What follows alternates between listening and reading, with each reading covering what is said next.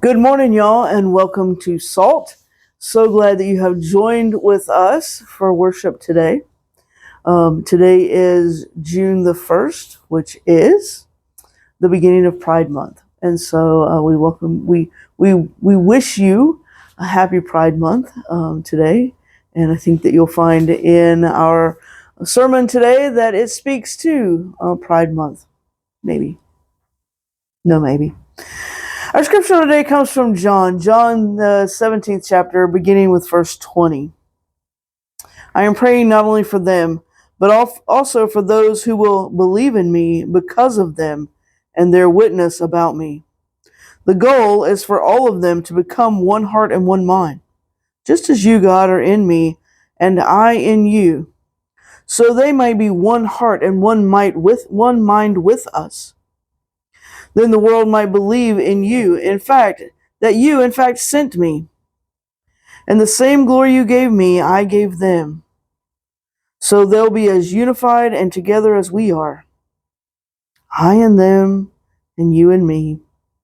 And then they'll be mature in this oneness, and give the godless world evidence that you sent me and loved them the same way you loved me. God, I want those you gave me to be with me right here where I am, so they can see my glory, the splendor you gave me, having loved me long before there was ever a world. Righteous God, the world has never known you, but I have known you, and the disciples know that you sent me on this mission. I have made your very being known to them, who they are and what they do, and continue to make it known, so that your love for me might be in them, exactly as I am in them. May God bless the reading of this word. In the opening of the scripture, Jesus talks about praying not only for them, but also for those who will come to believe in Jesus because of them. Them being the disciples who are with him currently in this moment. They're right there with him when he's praying this. And what he's saying is that he is praying for us because we are the disciples that come after. We are the disciples who become believers in Jesus because of those who went and told. You see, that's all of us. It's the queer kids, it's the straight kids, it's the rich, it's the poor, it's the black, it's the brown, it's the white. It's all of us who come. Even those of us who come to church even though we have been pushed out at some point in time. Jesus prays for unity, but Jesus doesn't pray for uniformity. Jesus doesn't pray for sameness, but oneness. Oneness in love. And oneness is not the same as being the same. Oneness means that we love each other, we care for each other. Jesus prays that we be mature in our oneness, that we give the godless world evidence of Jesus through our oneness in love. And friends, I believe that this is a prayer that we need desperately right now. And I think it's especially a prayer that we need to hear in Pride Month. Because for far too long, the church has acted as if love has limits. And even more than that, the church has acted like they hold the key to where those limits are. And they get to choose what is love and what is not. What is acceptable love and what is not. But here's the thing, they act as if God's embrace can only stretch so far. Because it has these limits, these parameters that they have put around God's love.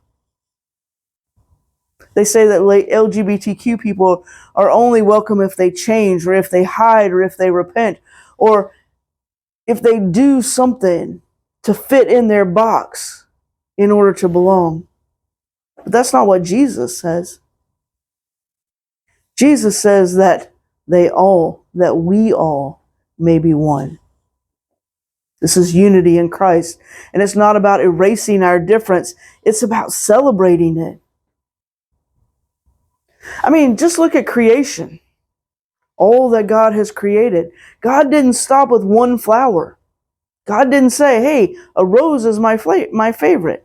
A yellow rose is my favorite. God didn't stop at that and say, oh, I finished the one that I like the best, and that's it.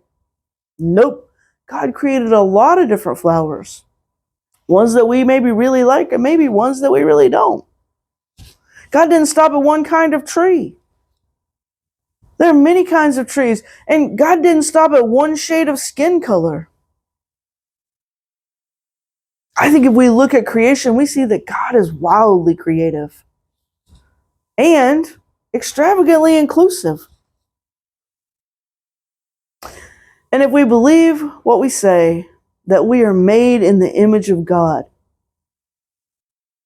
Imago Dei, then every queer person, every trans person, every asexual person, every gay teenager stepping tentatively into their truth is already a beautiful reflection of the divine. This past Thursday at book club, Abby said, inclusion isn't a policy for us. It's our theology. Talking about salt. And I like that so much that I just can't stop thinking about it. That it is our theology. Inclusion. Because God doesn't wait for us to get our act together before calling us beloved. We don't wait for others to fit in our box before we call them beloved. God starts at the very beginning, at our very existence. Jesus starts at the same place, at our very existence, to love us. So when Jesus prays, I in them and you in me, that they may become completely one, he's not praying for a future church that is exclusive. Jesus is envisioning a now where love becomes the evidence of God among us. A now where we, the church, where we as salt finally look like the Christ we claim to follow. And I think at Salt we do a pretty good job of that. And somehow this new is coming. And maybe we don't see the way that the new is coming. Maybe we don't know what new is, but it's coming. It's already sprouting up in queer affirming pulpits, in rainbow stickered church doors, in communities like ours that boldly say, you belong exactly as you are. Jesus ends his prayer with these words, I made your name known so that the love with which you have loved me may be in them. This is Jesus talking to God. Jesus made God known to us so that the love that God has for Jesus is the love that we have in us. And that is the goal. That divine love would fill us so fully that it spills out in all directions. And it spills out especially toward those who the world has rejected, to those that the church has rejected. So in this Pride Month, I encourage you to live into that love. Let's become the answer to Jesus' prayer. Let's keep building a church where inclusion isn't just tolerated, but it's celebrated. Where oneness doesn't mean sameness, but it means solidarity, where inclusion is our theology. Because inclusion is not a footnote to the gospel. Inclusion is the gospel. In the name of the Father, the Son, and the Holy Spirit. Amen. I encourage you to go onto our website, and under the welcome tab, you'll see where it says bulletin. And if you look at that bulletin, it's going to give you the order of our service. It's going to give you a chance to check in with and let us know that you attended here today. But it's also going to give you our announcements of what's coming up, what we're scheduled to be doing in the month of June, and where you can come and be a part with us as we celebrate Pride Month, as we celebrate being together, as we celebrate our theology of inclusion. So I encourage you to go and check that out and see what we have going on and where you can come be a part with us.